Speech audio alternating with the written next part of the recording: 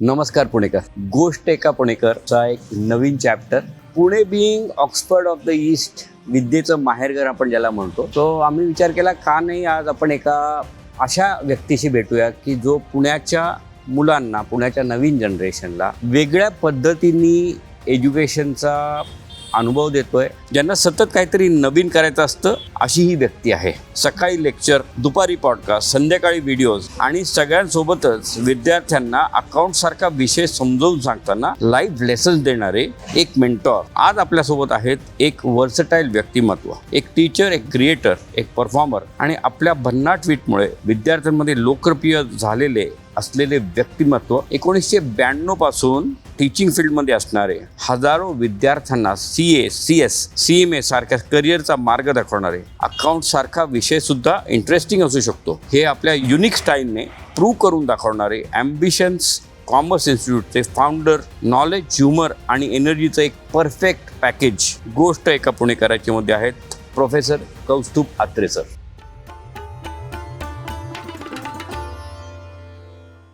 So we have with us Professor Kaustubh Atre from Ambition Commerce Institute. Welcome, sir. Thank you for your time. Thank you very much. So let us start driving around.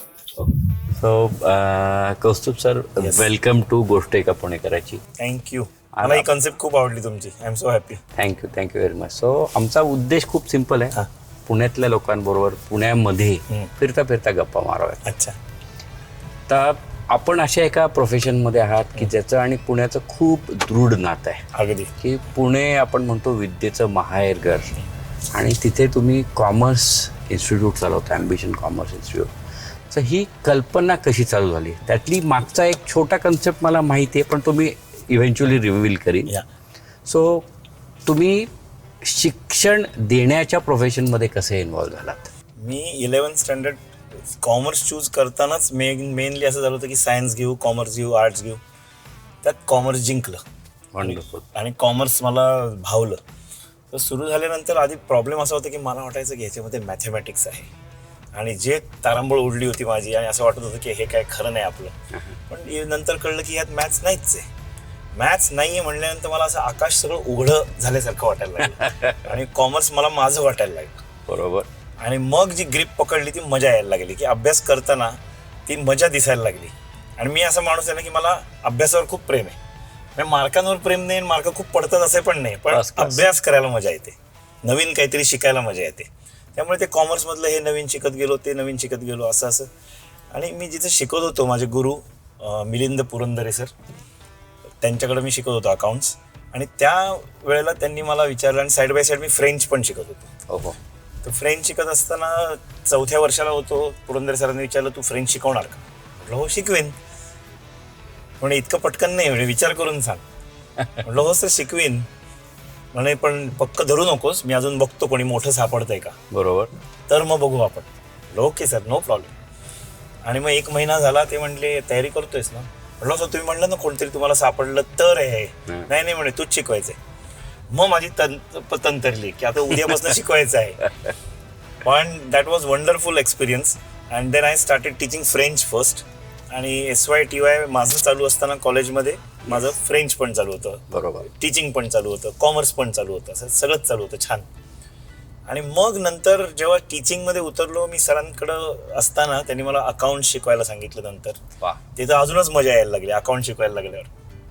मग OC म्हणजे organisation of commerce, secretarial practice, असे अनेक शब्द विषय शिकवायला लागलो. आणि ते शिकवता शिकवता मजा यायला लागली आणि असं ओन वाटायला लागलं की हे माझं आहे, कॉमर्स माझं आहे, छान आहे माझं, असं वाटायला लागलं. आणि मग त्याच्यातनं आयडिया आली की आता हेच करत राहूयात. कारण मी त्यावेळेला CS पण करत होतो, LLB करत होतो, MA फ्रेंच करत होतो, की कशात करिअर करावं हे कळत नव्हतं. एक पॉईंट येतो ना की ह्या रस्त्याने जाऊ का, ह्या रस्त्याने.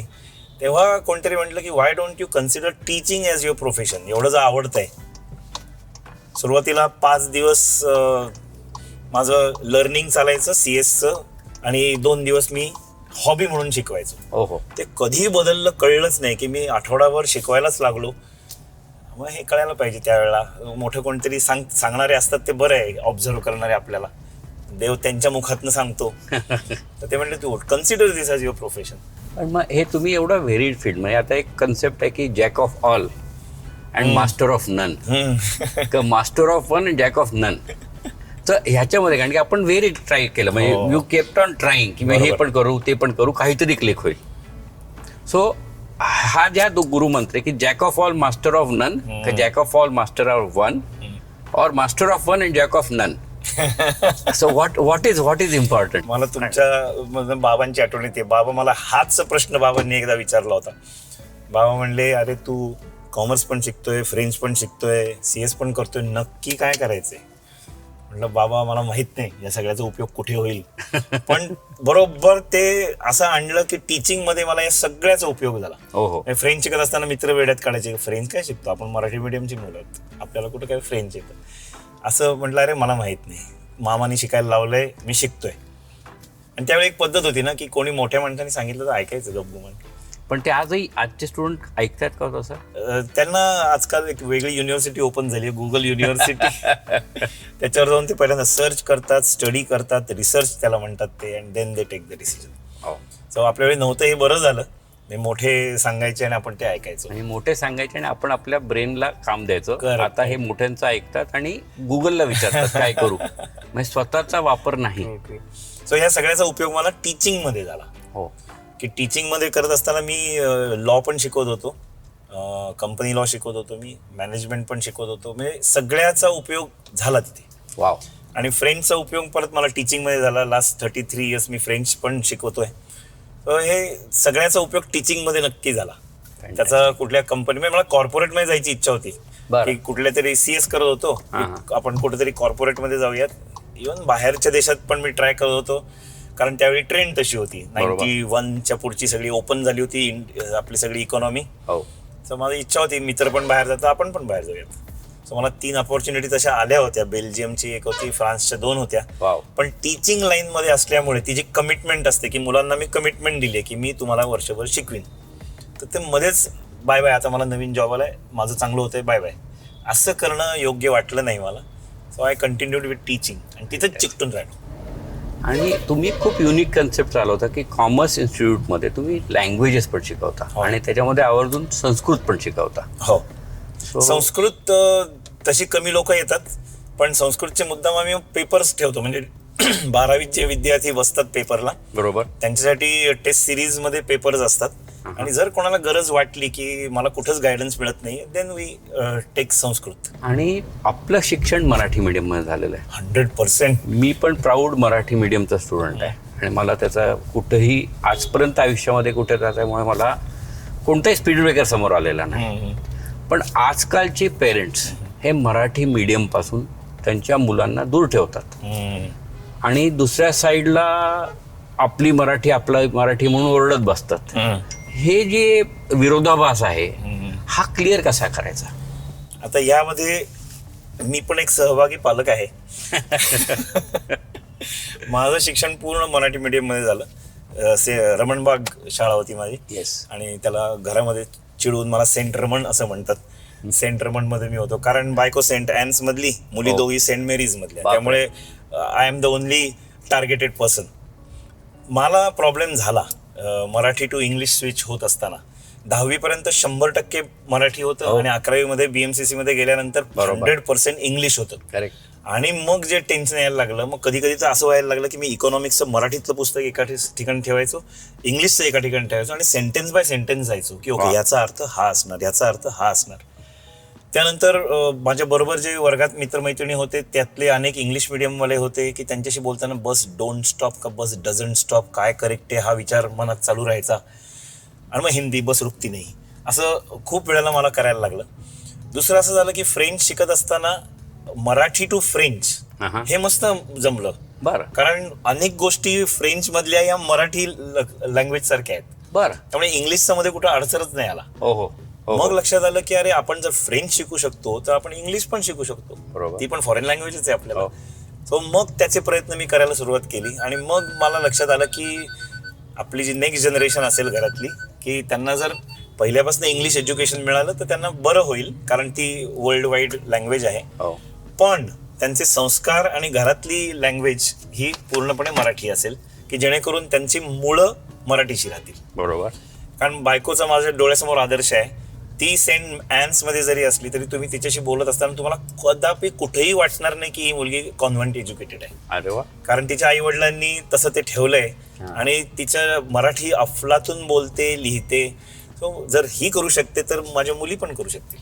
फॅन्टॅस्टिक. म्हणून मी तुम्ही म्हणलात विरोधाभास आहे, पण असं जर चालू ठेवलं की घरामधले संस्कार मराठी पाहिजेत, आपलं वागणं मराठी पाहिजे, वे ऑफ थिंकिंग मराठी पाहिजे, बाकी language is just medium of livelihood. आणि त्याचबरोबर पुणे हे विद्येचं माहेरघर आहे. जेवढे कॉलेजेस आहेत, जेवढ्या शाळा आहेत, त्याच्यापेक्षा may be 2 times or 4 times teaching institutes आहेत. करेक्ट. सो हे पण कसं आहे की म्हणजे हे कसं पॉसिबल आहे? म्हणजे शिक्षण चांगलं दिलं जात नाही संस्थांमध्ये का मुलांना ते समजावं असं त्यांची इच्छा नाही, आणि त्याच्यामुळे पेरेंट्स त्यांना ट्युशनला किंवा शिकवणीला पाठवतात. तुम्ही फार महत्वाच्या विषयाला हात घातला सर. असं आहे, माझ्या मनात असं नेहमी वाटतं की टीचर जेव्हा शिकवायला जातो वर्गात तेव्हा त्याच्या हातामध्ये ते फर्स्ट लेक्चर असतं की ज्याच्यात त्यांनी प्रूव्ह करायचं असतं की ह्या मुलांनी उद्या माझ्याकडे शिकायला काय यावं. जर त्या लेक्चर, आणि मुलं खूप चिकित्सक असतात आणि खूप हुशार असतात, त्यांना पहिल्या याच्यातच कळतं की या माणसावर आपण किती वेळ घालवायचा आहे.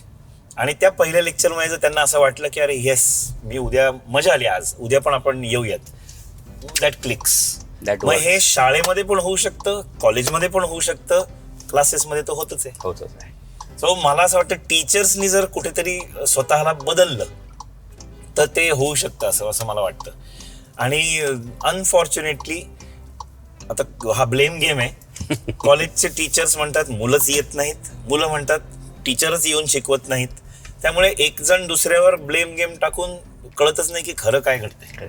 आणि मी पण BMCCचा असतो. क्या बात आहे. सो BMCC मध्ये मी 11वी 12वी ठीक आहे, म्हणजे तेव्हा जास्त शिंग फुटलेली नव्हती. कारण की मराठी मीडियम मधनं जसं आपल्याला म्हणतात की इंग्लिश मीडियमच्या मुलांबरोबर वावर झाला, त्याच्यामुळे तुम्ही थोडे बुजवलेले असता.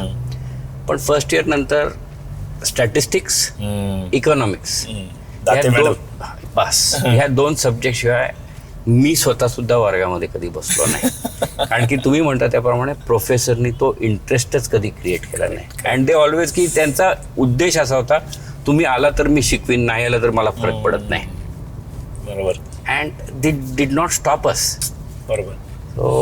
सो कालच मी एका लग्नाला गेलो होतो 5 स्टुडंटच्या, तर तिथं मुलीच्या वडिलांनी, मी मुलीकडनं होतो, जावयाला माझी ओळख करून देताना इतकं छान सांगितलं. ते म्हणले विषयाची आवड निर्माण करणारे हे मास्तर आहेत. म्हणलं मला इतकं आवडलं ते मास्तर, कारण मास्तर हे म्हणजे शब्द गायब झालाय. आणि मास्तर डॅ म्हणजे कसा की तो त्यात मुरलेला माणूस आहे. तर त्यांनी अशी छान ओळख करून दिली. ती मुलगी माझ्याकडे 10-12 वर्षापूर्वी शिकायला होती, पण छान वाटलं मला हे त्यांनी ओळख करून दिली की विषय आवडना निर्माण करणारा हा माणूस आहे. तर ते टीचर्सनी जर केलं नसत तर खूप आमूलाग्र बदल होईल. म्हणजे मी असं बघतोय की कॉलेजच्या टीचर्सना क्लासेसवर राग असतो, हो, पण ते त्यांच्याच हातात बंद करणं. आणि त्यांनी जर सुपर्ब शिकवलं ना तर गरजच नाहीये कुठल्या मुलाला क्लास लावायची. म्हणजे आई वडील एक्स्ट्रा पैसे भरून का पाठवतील मुलाला? खरी गोष्ट आहे. कॉलेजला पाठवले फी भरून मोठीच्या मोठी, त्यांनी शिकवलं, सुंदरच होईल. आणि कॉलेजचे टीचर्स स्वतः क्लासेस पण घेतात. हा खूप कॉन्ट्रोवर्शियल विषय आहे, त्याच्यामुळे आपण थिंक इथं त्याला फुलस्टॉप देऊया. कारण की त्यांना आपल्याकडे खूप कमेंट्स अशी येतील, ते म्हणतील की हे काय करताय तुम्ही. So let us stay away. मी असा विद्यार्थी होतो की मी एक पण लेक्चर कधी बंक नाही केलं. कसंही समोरचे टीचर असू देत, पण बंक नाही केलं. कारण मनात एक सतत भीती होती त्यावेळी मला की एकतर इंग्लिशमधनं सगळं चाललंय, मी जर हे बंक केलं तर नंतर मला शिकवणार कोण आहे, आणि नाही कळलं तर मग ते परत मराठी पुस्तक, इंग्लिश पुस्तक, असं कोण अभ्यास करणार आहे एवढा. त्यापेक्षा अटेंड करूयात, काम सोपं होईल. आणि दुसरं घरात कळलं तर की बंक केलं याने.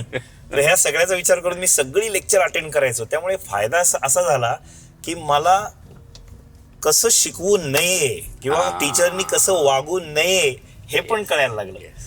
मी तिथंच जाणार होतो की आज काय करावं हे शिकण्यापेक्षा काय करू नये हे शिकण्याने माणूस जास्त पूर्ण होऊ शकतो. अगदी.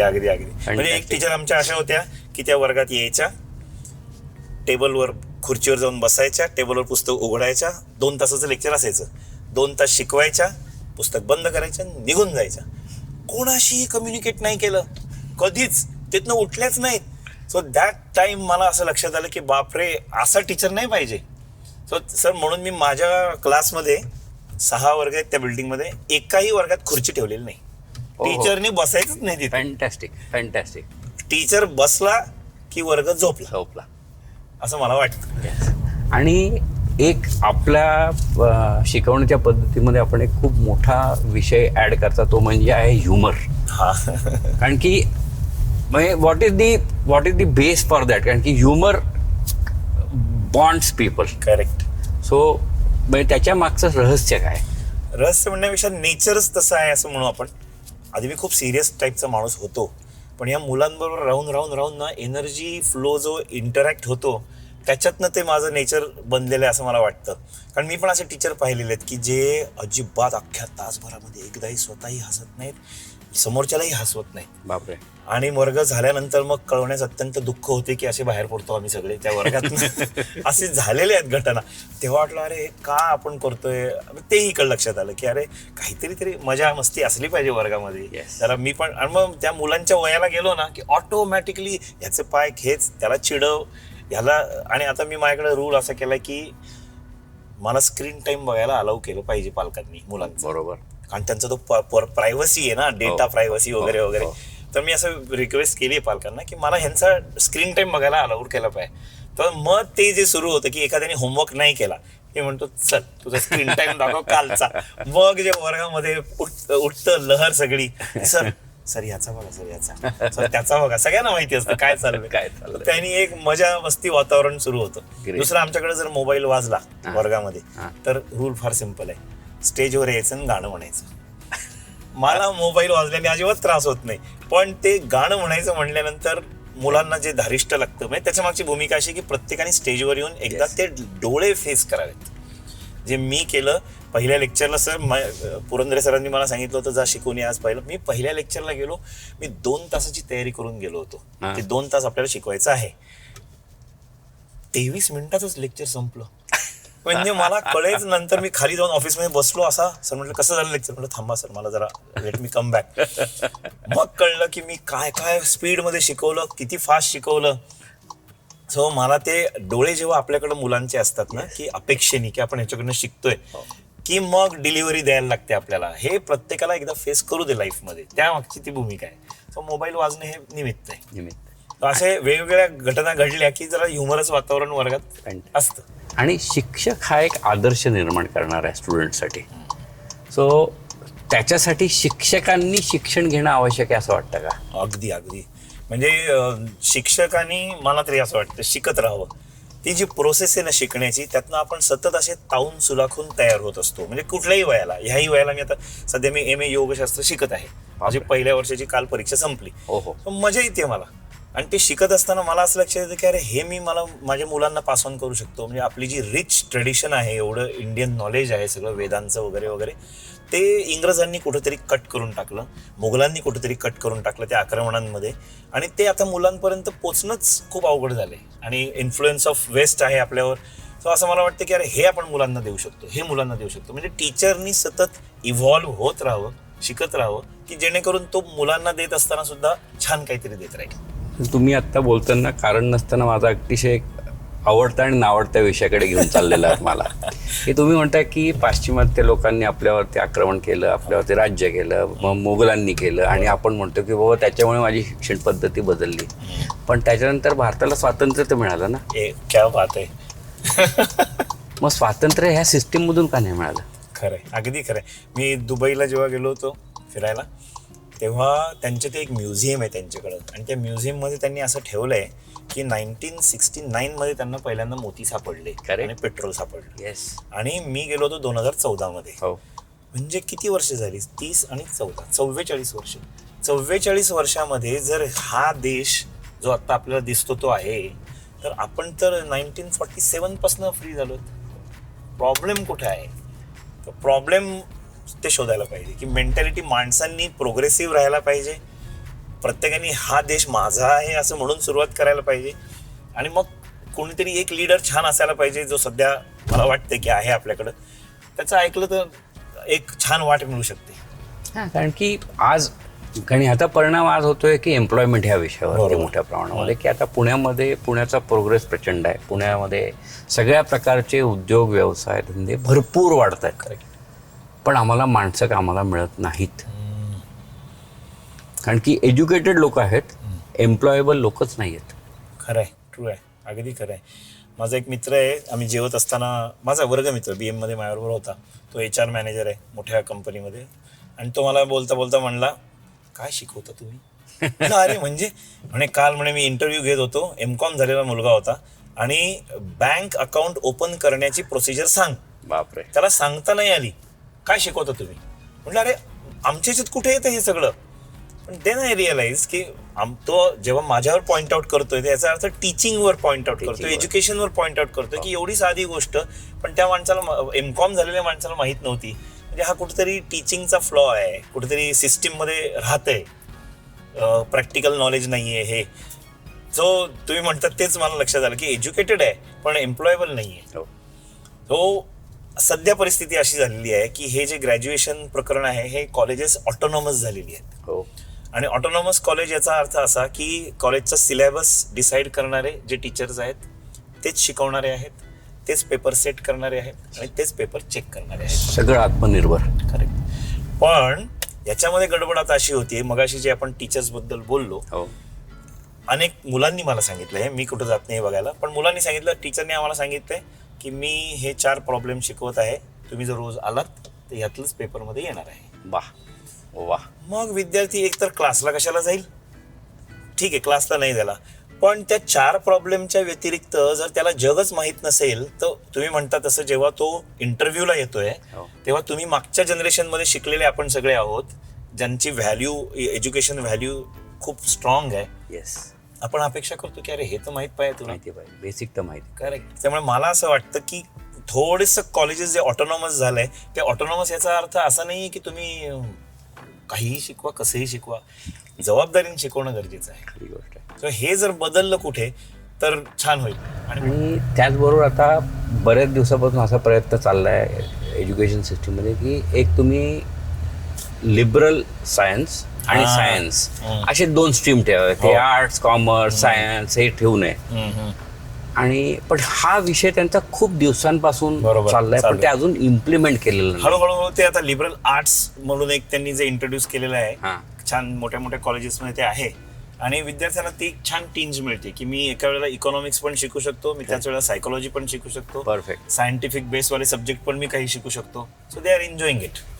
तो हे करताना आता तुम्ही जेव्हा तुमच्या इन्स्टिट्यूटमध्ये शिकवता लोकांना, तर तुम्ही त्यांना एंटरप्रेन्युअरकडे जाण्यासाठी एनकरेज करता, नोकरीकडे जाण्यासाठी, काय त्यांचं पॅशन त्यांना पूर्ण करण्यासाठी एनकरेज करता? आपल्याकडे 2 प्रकारची लोक असू शकतात. म्हणजे everybody cannot be entrepreneur, everybody cannot be in employment. Yes. So प्रत्येकाला आपापली टिंज कळावी लवकरात लवकर, आणि त्यांनी स्वतःच्या पायावर लवकरात लवकर उभं राहावं, ह्या दृष्टीने ते टीचिंग असतं आपलं.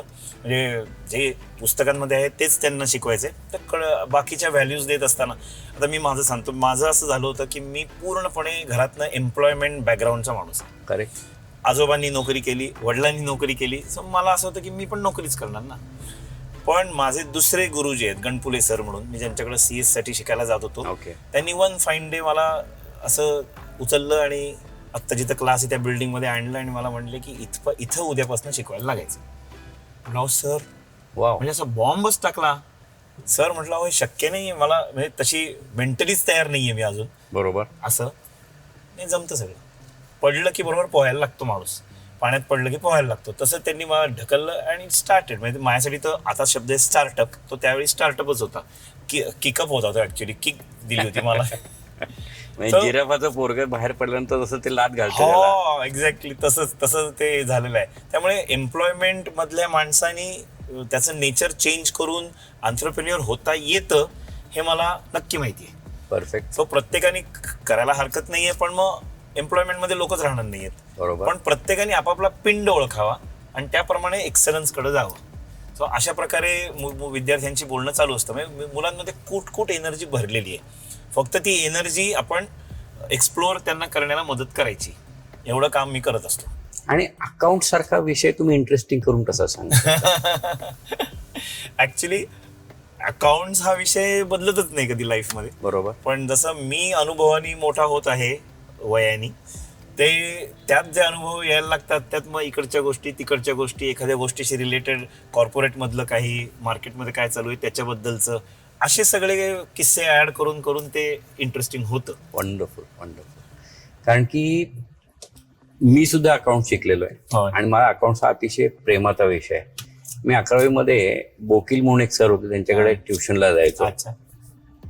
अकाउंटचे 6 प्रिन्सिपल आपल्याला सांगण्यात आले. त्यांनीच मला पहिल्या दिवशी मला आठवतं फळ्यावरती ते 6 लिहिले आणि ते खोडून टाकले. ते म्हणले 2 प्रिन्सिपल्स आहेत अकाउंट मध्ये, प्लस डेबिट मायनस क्रेडिट, आणि हे तुझ्या आयुष्याशी पण तू निगडीत करून टाक, म्हणजे काय होतंय ते बघ. आणि ते एवढं बिंबलंय की account interesting subject. It becomes interesting. ते लाईफशी जोडायला गेलं हो की छानच होऊन जातं ते. आणि आपण एक मूळ मंत्र देता की बेसिक्स क्लिअर करा, बस, म्हणजे स्टुडंट रिलॅक्स असतो. Correct correct. हा जो मूळ मंत्र आहे याच्या मागचा इतिहास काय? मी पूर्वी घोकमपट्टीवाला माणूस होतो. म्हणजे असं झालं 10वी मध्ये रमणबागेमध्ये माझा मित्र होता. तो मला म्हटला हे जरा धर पुस्तक आणि मी सांगतो ते बरोबर सांगतोय ना बघ. त्याने 1.5 पानाचं उत्तर तसं मला बोलून दाखवलं. मी आय वॉज सो इम्प्रेस्ड. घरी गेलो, आईला म्हटलं मला ते पुस्तक आणायचंय, 21 अपेक्षित. आणलं. बापरे. मी पण सुरुवात केली. मग 2 महिन्यांनी मी त्याला म्हटलं बघ रे जरा मी सांगतो ते बरोबर आहे ना. मी पण त्याला घोकमपट्टी करून दाखवली. मी तो इगो होता कुठेतरी. मग 11वीत आल्यानंतर म्हटलं आता हाच पॅटर्न चालू ठेवायचा आपण. आणि मग लक्षात आलं एका पॉइंटला OCM नावाचा सब्जेक्ट शिकत असताना की अरे बँकची फंक्शन्स, इन्शुरन्स कंपनीची फंक्शन्स, यात पाठ काय करायचंय. जरा पॉइंट कळला की आपल्याला तो डेव्हलप करता येतोय, मग पाठ का करायचंय. तिथं सगळं परत असे आकाश क्लिअर झाल्यासारखं वाटायला लागलं मला की आपण उगाच कुठल्या तरी गोष्टीमध्ये अडकून बसलो होतो. जर बेसिक मध्ये गेलो आपण, ते बेसिक कळलं तेवढं तर आपल्याला खुलवता येतं. So that was the main case की माझ्या मित्रामुळे मला ते घोकमपट्टी करावीशी वाटत होती. आणि आपलं तसंच होतं ना की एवढं उत्तर लिहा तुम्हाला एवढे मार्क मिळतील. पण असं कोणी सांगितलं नाही की तुम्ही हे सगळे पॉइंट्स कव्हर केलेत तर तुम्हाला पूर्ण मार्क मिळतील. येस. तर हे कुठेतरी आपण ते अडकलेलो सिस्टीम मध्ये आहे ना, त्याचा प्रॉब्लेम होता. पण बेसिक्स क्लिअर झाले की मुलं खुश होतात. मला तर आनंद असा होतो, CA झालेले मुलं येऊन भेटतात, पेढे देतात आणि म्हणतात सर तुम्ही जे 11वीत करून घेतलं ना ते मी अजून वापरतोय ऑफिसमध्ये. वाव. आणि त्याने मी क्लिअर झालो फर्स्ट अटेम्प्ट. बेसिक क्लिअर झालं की सगळंच क्लिअर होतंय. म्हणजे कन्सेप्ट क्लिअर ठेवायचा, कन्सेप्ट क्लिअर ठेवायची बस. आणि आम्हाला त्यात बोकील सरांनी परीक्षेमध्ये चांगले मार्क मिळवण्यासाठी एक खूप सिंपल नियम सांगितला होता. एका ओळीमध्ये 8 फक्त शब्द लिहावेत, 9वा शब्द टाकू नये. त्यांनी स्टँडर्ड उत्तर तयार होतं आपलं. करेक्ट आहे, छान आहे आणि आउटस्टँडिंग. त्यामुळे फक्त जे हायलाइट असतं, जे इम्पॉर्टंट आहे त्याला फक्त underline. Bus bus bus bus. And म्हणजे मी काय खूप आउटस्टँडिंग स्टुडंट नव्हतो, पण मी फर्स्ट क्लास कधी सोडला नाही एका नियमामुळे. चांगले टीचर असणं किती गरजेचं आहे ना, खूप महत्त्वाचं, किती गरजेचं आहे. अजूनही ते लक्षात राहतात तुमच्या. अगदी अगदी. म्हणजे लाईफ लॉंग तुमच्या लक्षात राहणारा प्रकार आहे तो. तुम्ही आता जेव्हा कॉमर्स शिकवता तुम्हाला असं वाटलं नाही की बाबा कॉमर्स बरोबर आर्ट्सच्या स्टुडंट्सना पण आपण थोडंसं एनकरेज करूया, त्यांना पण थोडं शिकूया. मी तुम्हाला गॅरंटी देतो सर की जर मला छान माझ्यासारखेच अजून डेडिकेटेड टीचर्स मिळाले, मुलांना शिकायची इच्छा पण असेल, हे खूप अवघड रिक्वायरमेंट आहे, फार वाईट कंडिशन ठेवतोय मी, तर definitely I would like to have branches, no doubt about it. पुण्याचे पालक आणि पुण्याबाहेरच्या पालकांमध्ये फरक आहे का? माझी गरज जी आहे ना ती अशा विद्यार्थ्याला आहे की ज्याला शिक्षणाबद्दल भीती वाटतेय किंवा अभ्यासाबद्दल भीती वाटतेय आणि ती मी काढू शकतो. तर त्या विद्यार्थ्यांनी माझ्याकडे यावं आणि मी त्याला तयार करू शकतो. म्हणजे 90% मुलाला 95% पडले यात माझं काही नाही. ओके. पण ज्या विद्यार्थ्याला 50% आहेत आणि त्याच्यावरनं तो 75%ला गेला, हे माझ्यासाठी खूप महत्वाचं आहे. बघा तुमचं लाईफ नाही बदललं तर मी ज्यांना सांगतो पोत्यात घालून बडवा मला. बापरे, म्हणजे वर्गात गेल्यानंतर कोणतरी सांगायचं आज आले देवसर घरी आमच्या, बापरे मी पाठ करतोय की नाही बघायला. सो असे टीचर पाहिजेत की जे मुळातच जाऊन मुलांना बदलायला तयार आहे. आणि आय थिंक ना आपण जे मित्रांबरोबर जे हसू शकतो, कुठलाही विषय बोलू शकतो, ते कोणाबरोबरही हसू शकत नाही. जसं त्यांनी तुम्हाला सिल्कचं चॉकलेट दिलं तसं तुम्ही कोणाला सिल्कचं चॉकलेट दिलं होतं? खूप जणांना दिलंय, काही नाही झालं.